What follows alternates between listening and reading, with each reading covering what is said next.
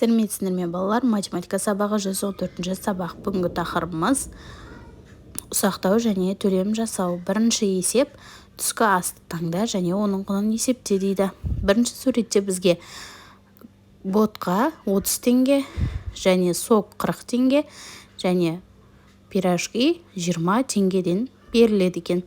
Екінші суретте сорпа 30 теңге, салат 50 теңге және айран 20 теңге. Үшінші суретте йогуртымыз 30 теңге және шайымыз 10 теңге және булочкамыз 20 теңге екен. Енді қай түскі ас арзан дейді? Қаншаға арзан және әрбір түскі астың құнын қандай монеталарды жинап төлеуге болады дейді.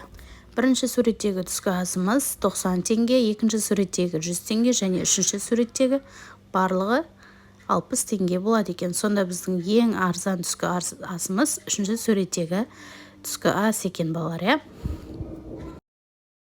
Екінші есеп азық-түліктің бағаларын ең арзанына және ең қымбатына қарай жаз дейді. Бұл жерде ең арзаны бізде чупа-чупс екен. Ол 10 теңге. Одан кейін бірінші суретте тұрған тәтті бәлішіміз 30 теңге. Одан кейін банан, одан кейін жаңағы айтқан пирожкиіміз және тоқашымыз ең қымбаты екен, балалар.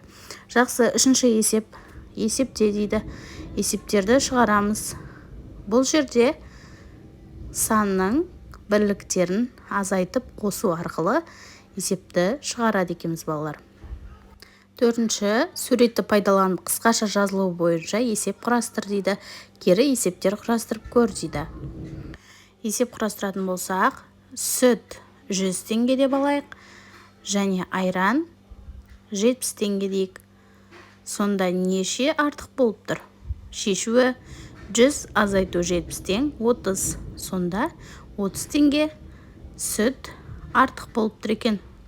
Жақсы, бесінші есеп тәрелкеге 3 әртүрлі жеміс салу керек дейді. Қосындысы 10 саны шығатындай түрлі нұсқаларды таңда дейді.